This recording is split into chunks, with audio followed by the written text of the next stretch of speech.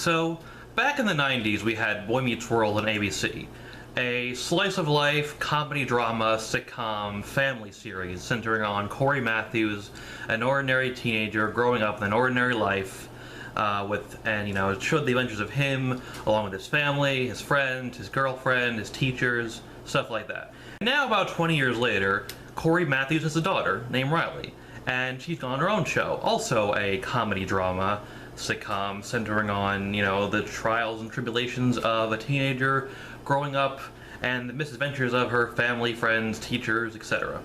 I already did one video reviewing an episode of this show that I like a lot. I'll put a link to that down in the description. But what about the show as a whole? Is it a good show? The answer to that is yes, it is a very good show. Is it as good as Boy Meets World? No, I don't think it is. Girl Meets World is a very good show, but it is also very flawed in a number of ways. But despite the fact that Girl Meets World actually isn't the greatest show in the world, there is actually a reason why this show, I think, is a very important show.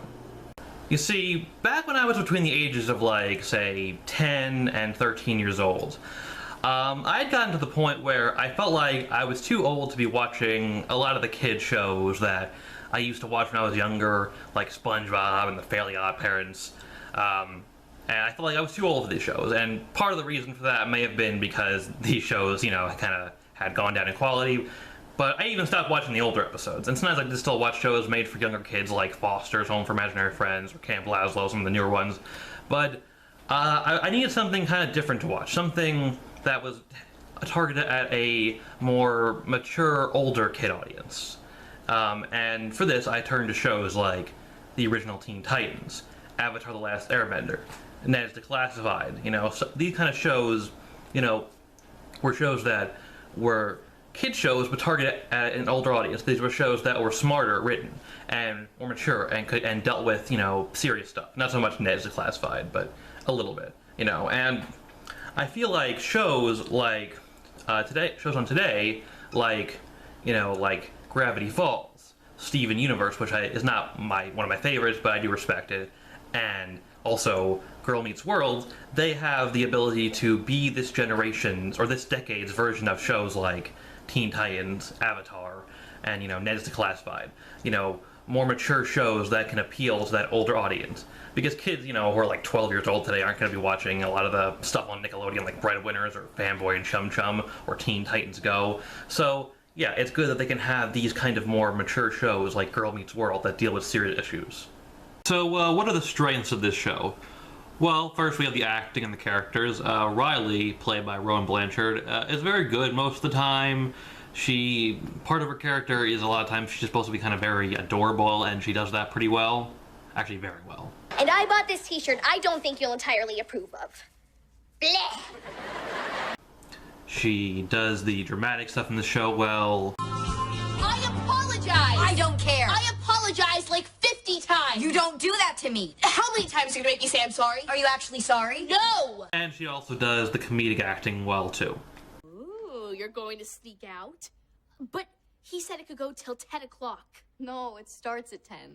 It starts at 10! Who even heard of such a thing?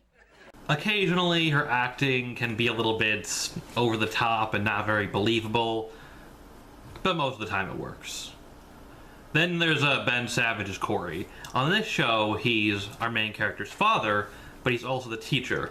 He's kind of looked at as the character who is, despite being kind of youngish, as far as fathers and teachers go, he's, very wise and mature. He's the voice of reason. He's the one who has to teach lessons and stuff like that.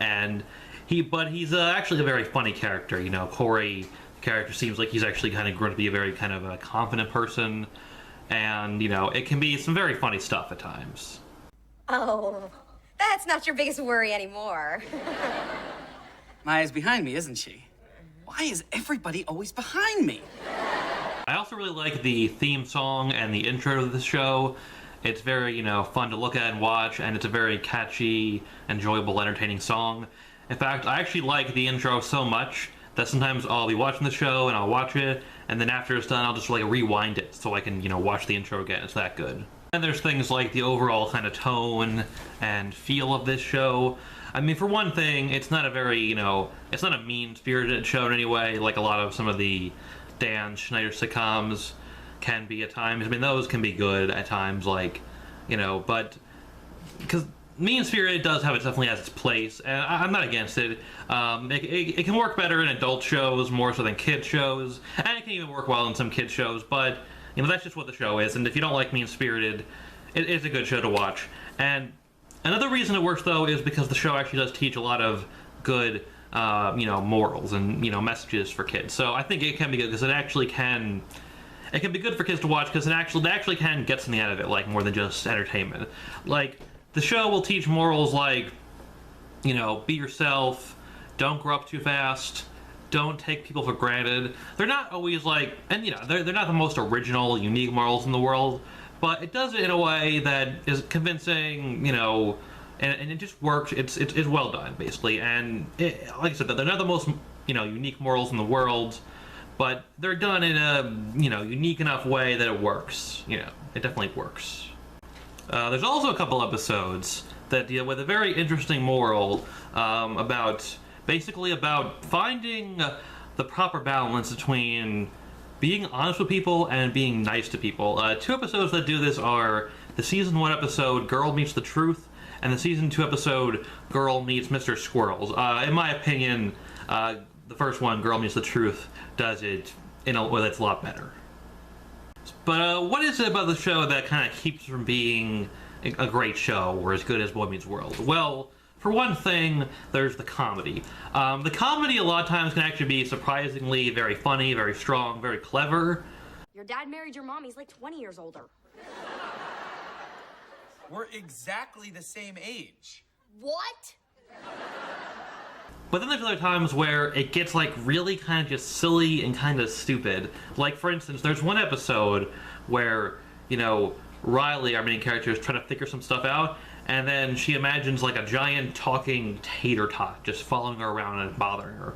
And it's really kind of just weird and like kind of, I get why it's there, but it's just weird and kind of stupid and not funny.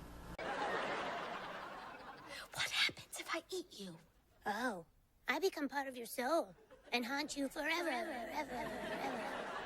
Another thing that bugs me about this show is that it seems to a lot of times just rely on, doing fan service for the fans of Boy Meets World who are watching the show.